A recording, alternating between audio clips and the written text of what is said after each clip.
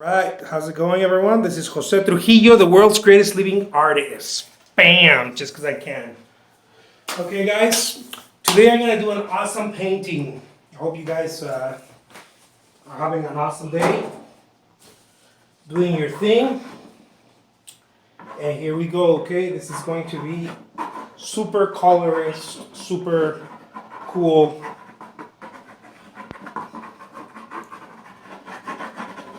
Just because that's how art is, you know? You gotta do it, baby. You gotta do it. It doesn't matter how it comes out. What matters is that it comes out.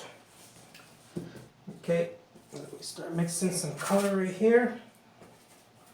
Some people have asked me if I mix the darks first.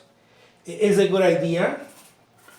It's not necessarily it, but it is a good idea to mix the darks first.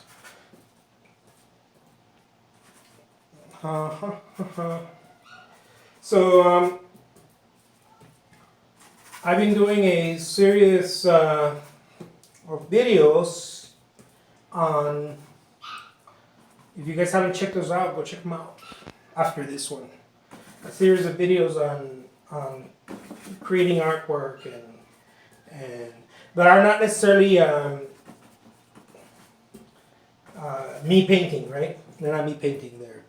They're not of me painting. They're just videos of me talking about certain things about being an artist and just things that I've experienced about being an artist and that I continue to experience and just sharing stuff, sharing stuff. I wish I had that knowledge when I was starting out.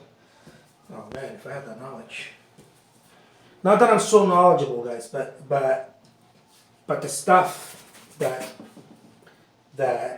I know now, if you go back and you're like, man, I wish I knew that. Stuff that I know now, it would have been so helpful a few years back. And as I'm doing videos, I realize that some of the shit that I say doesn't sit well with people. It's just part of the thing.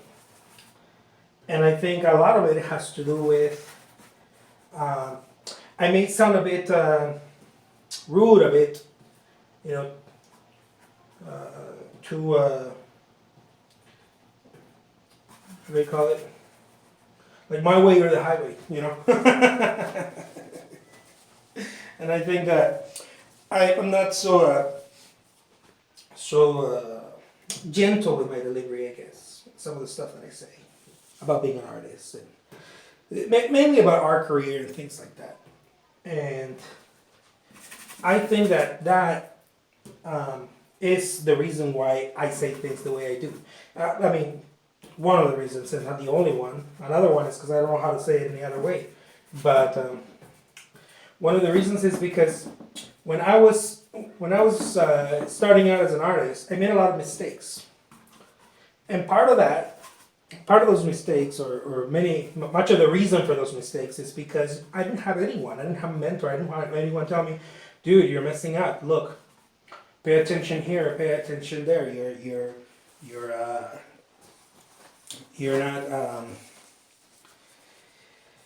You're romanticizing the whole thing. This is one of the very first things with artists where artists tend to go wrong. I know in my case, that was it. And I made some videos and I erased some videos because I'm like, man, I wish I wouldn't hurt someone's feelings with it. But then I was like, someone's feelings are gonna get hurt. But it's fine. I'm not talking to the people who get their feelings hurt. I'm talking to the people who want to achieve more. I'm talking to people who want to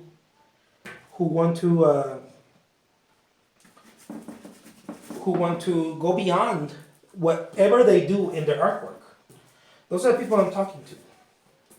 I'm talking to people who were told,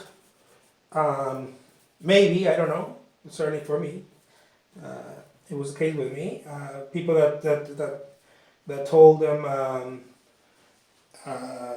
slow down, be careful, think things through, be The whole thing is because for me, right, and this is the way I share my experiences. For me, the whole thing is that you don't have all the time you think you have, and I'm not talking about mortality. I'm talking about in order to get things done. And certainly with mortality, of course, we don't know how much life we have, how much time we have. But aside from that, um, many times we're like, oh, I'm gonna go exhibit. I want to learn how to paint so that I can exhibit. And we think we have all this time, but years go by and still haven't done it. Still haven't gotten to it. And we call that the journey. We call that we have all sorts of BS for it. We call that well, people are figuring it out and this kind of for me it's a bunch of shit. It's a bunch of bullshit for me personally.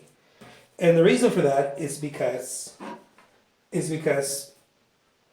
this is what I was told over and over and over by art teachers, by museum curators, by other artists that were not if it was artists that were doing something legit, but for the most part it was artists who were in worse positions, and I mean positions in the sense of everything. I'm not just talking about success monetarily or whatever, but they were going through their own problems, their own emotional problems, and not showing up to work in the art studio and all this stuff. And they were essentially they were giving me advice as to how to move like a champ, when in reality they themselves were not moving like champs.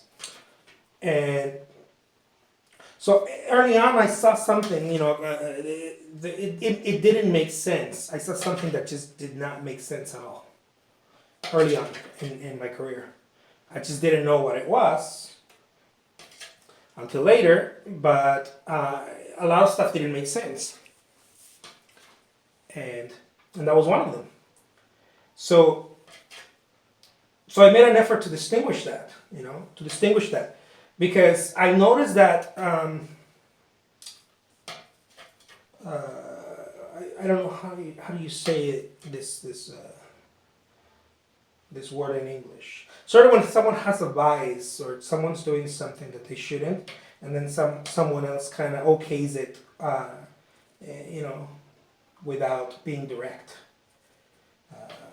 They don't confront it. They don't tell them, you have a drinking problem, or you have a, consistency problem, or I forgot what the word is. If you know what the word is, please write it down in the comments below.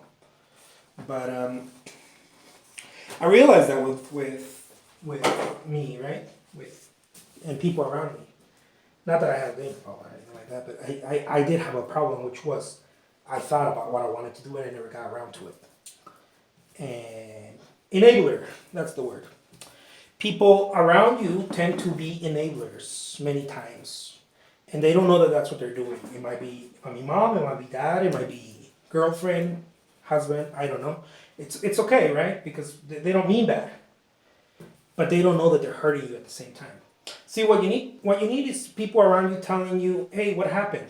I thought you said you were gonna get that done.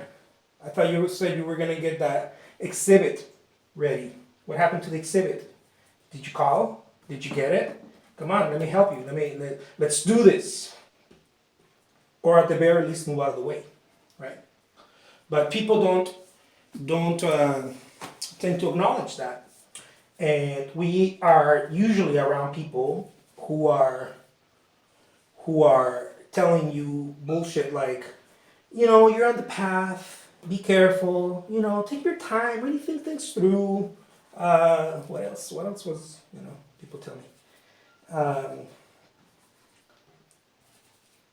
Rome wasn't built in one day. It's another one. And you don't have to be in a desperate mode, right? You don't have to be desperate. You can take your. There's things you need to take your time in. We all know that. But there's things where if you take your time and you don't have to, well, you're doing something wrong.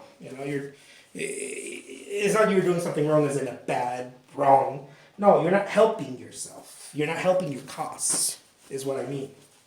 It's not that some people get upset, some people get upset with this kind of stuff. I've been called everything. I've been called arrogant. I've been called, you know, a mean guy. But for me, there's no option. And more I'm understanding that. I don't have the stomach for excuses anymore. I did that already, and I did it a lot. I created excuses for myself and for others, and I don't have the stomach for that, especially for myself. I don't have the stomach to say, to dream about, yeah, I'm gonna be an artist, that's awesome, I already did that. I hung out with friends, we drank, we talked about it, we finished bottles of wine and packets of cigarettes talking about it. I already did that. We had a lot of conversations, very negative conversations. We thought they were positive, but they were about one day accomplishing something. There were dreams. We dreamed about it. Never got to it. And the people around us told us, "Oh man, you guys are so driven," because we talked about it. The problem wasn't that we were so bad at it. The problem is that we didn't hold ourselves accountable, and no one around us, at the time, could hold us accountable because they themselves were not, really doing anything. So it was easy for them to be like, "Oh wow, that's so awesome," because if you want to run, I don't know. I have a friend who runs Ironmans and that kind of stuff, and I've seen him, post something. He's invited me, but to go train, but I'm not ready for that yet. I think I should. I'm sure that when he's going to train with that, he's not around someone like me who doesn't do any of that. If he runs with me, I'll stop him in a mile and tell him, you know what? Oh, a mile. I think less than a mile, but I don't know. Chances are I'll stop him in a mile and be like, I can't do this anymore. We have to rest. I'll slow him down. I'll stop him because he's used to. I'm not used to training like that. I'm not used to training like anything, But he is. He's used to very strong training and physical training and stuff like that. He'll do the whole swim thing and the running and the hiking, and he's into all that shit. I'm not. He's very good at it. So if I were to tag along with him, right, even for training purposes, unless he was trying to train me, then that would make sense. But if he was trying to train himself, he would hear the wrong, I would start complaining, I'd be like, I'm thirsty, I'd be like, my feet hurt. It would be the wrong message, right? And if someone else tags along, but he has a, let's say that he has these goals he needs to meet, right? Certain goals, I don't know, getting there sooner or less time or whatever. But if he tags along with two guys that are not, on par with his training capacities, even worse, right? That are less than him, it would be okay at least if we were as good as him. Even better if we were better than him, then that way he would push himself. If we would drag him to the finish line, right? So, you guys get my point. What I'm trying to say is people are going to, they're going to feel upset about it. They're going to feel bad about it. And people around you are going to feel like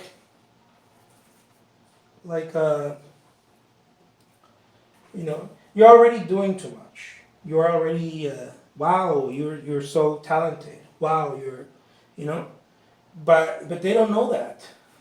They don't know that. They don't know your potential. And if you keep listening to this negative, you know, it's well intended. It's just negative.